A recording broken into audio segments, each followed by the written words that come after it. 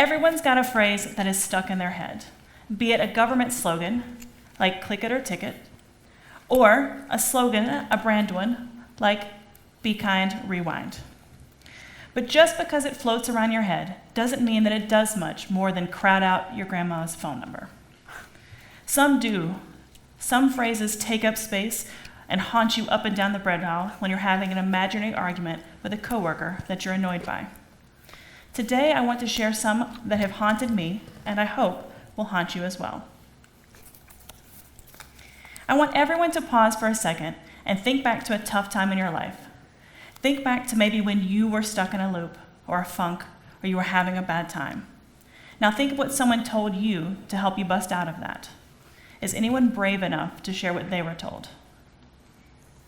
Yeah, 3 times a bridesmaid, never a bride. That will super haunt me later, okay?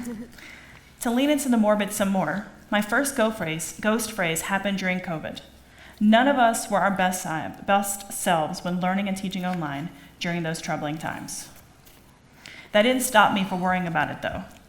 We were all juggling a once-in-a-lifetime catastrophe with the veneer of normalcy. One day I just had a lesson that fell flat in every sense of the word, and I had received a parent email, and I was struggling to learn new technology all at once. I called my mom to cry about it, and she said something that now floats around in my head all school year. If you're asking if you're a good teacher, you are. Worrying about what you could do better and reflecting and improving, so you're fine. Mic drop, mom. That's not only what I needed to hear then, but what I think about when I feel like my 9th graders are struggling or my juniors are annoyed with me and I'm trying to fix it. I find myself asking, is this good? Can this be better? The answer is often yes, but I find the pausing and the reflecting and asking the reminder that I'm doing okay. A ghost of a different nature is one that I heard in college, and it also shapes every single aspect of my life as a teacher. A professor told us in one of our education classes that the way that she judges herself is to ask, would I send my daughter to a teacher like me? Both of these phrases follow what Susan Morris suggests in her article on Healthline titled Self-Talk, Why It Matters. She describes how you can start using it in your own life by listening and thinking. First, you listen to the thoughts that are going through your head, and then in a way, you interrogate them. When I pause and ask myself, what my professor did, would you send your daughter to teacher you? I am doing exactly that. Now, I don't have children, nor is it a desire, but this imaginary child haunts my classroom every school year. We teachers have all heard variations of this, of remember your why, or students don't remember what you said, but how you made them feel. And those statements just don't have the same impact on me. I think partly because I teach as a direct response to the teachers that I had that made a difference on me, for good or bad. I teach in the way that 17-year-old me would have appreciated. So to look at my own teaching and ask, would I send my imaginary daughter to a teacher like me, works. Have there been times that I have been short? Absolutely. Imaginary parent me would send an email to the teacher because how dare you? That prompts the teacher me to find the student in the hall to apologize, but the real apology too, the one that is absence of vagaries and excuses and a promise to do better. I would want my imaginary daughter to have that follow-up action. I would want her teacher to have that moment of reflection and recognize that adults can make mistakes too. These phrases aren't meant to be hollow. Just like be kind, rewind, at Blockbuster, they are meant to be mental reminders of a specific way to act. These are the ones that have resonated with me because they found me at just the right moment in my life. Susan Morris of the aforementioned Healthline article explains that the most powerful self-talk is the one that doesn't use your name. She mentions that research goes on to say that using the third person in self-talk can help you step back and think more objectively about your response and emotions, whether you're thinking about a past event or looking into the future.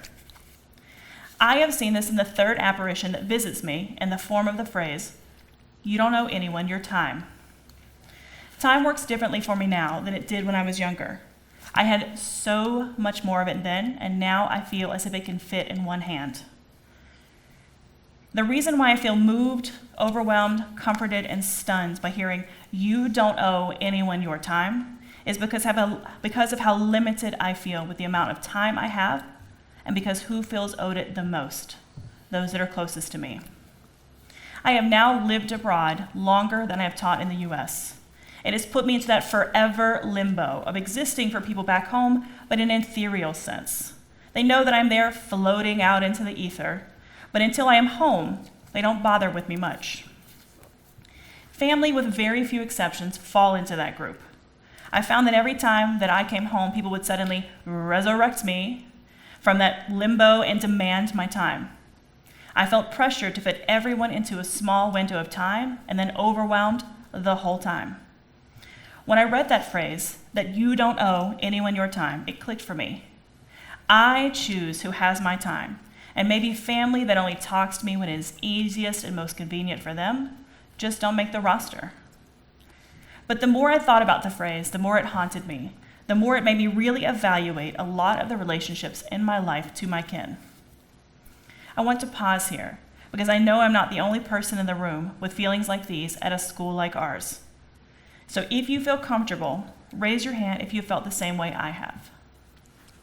I imagine a lot of people in my audience have a home and everywhere in between. I imagine a lot of us navigate this fine line and this fine balance when we go back to see our own kin. For me, sometimes going home feels like being back in high school where I was never enough. Never skinny enough, never pretty enough, never meek enough. Visiting my family as an adult made me feel as if I was going back to the time in my life I thought I had left in the dirt. In the South, we feel great pride in who our family is. That is usually the second question we are asked after our names. Who are our families? Who do we tie ourselves to? Living abroad has already created this divide because now my lived experience is so alien to those back home. Further than that, though, is I'm expected to fit into that same mold, that same size 9 that I fit into when I was younger. This means that coming home can feel pretty terrible. You don't owe anyone your time began to mean the people on the periphery, the fair weather friends from college. It began to mean anyone who didn't help me grow. This isn't to say that my parents don't challenge me or that my siblings don't question me. It means the people who make me feel less than for daring to exist outside of the box that they put me in.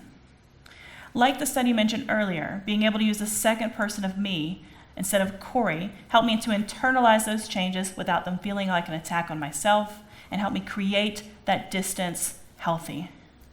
All of these ghost phrases serve as a form of self-talk.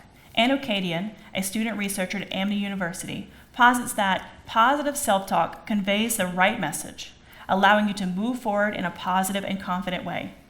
The ability of positive self-talk to affect our emotions, behaviors, and general well-being is what gives us its power. That makes it sound much fancier than, I read this on Twitter, or my mom told me. But ultimately, the phrases that loop in my head serve that same purpose. They stall certain emotions like doubt, and they compel others like confidence. In a way, they ground by forcing me to look at a situation What are you doing? from a new perspective. They push me to slow down and reconsider something I am thinking, wondering, or worrying about. When I have that aforementioned imaginary bread aisle argument, I find myself in a doom loop, and saying, I don't owe people my time curbs that. Even at the store, they have taken my time by taking my headspace. When students have gotten short with me because of poor marks, I pause and ask, what could I do better? My poor teacher planner is littered with Post-its that say things like, make a PowerPoint to explain the task better, or go back and explain the paragraph a little bit more. We all have these. Everyone has these. Everyone has a phrase or an expression that helps them stop the doom loop in their head, or to help them look at a situation from a new lens or a new perspective. I only offer you mine so they might find you at the right time as well. Like the ghost of a loved one who exists peacefully in their favorite chair offering comfort. May some of these phrases haunt you too. Thank you.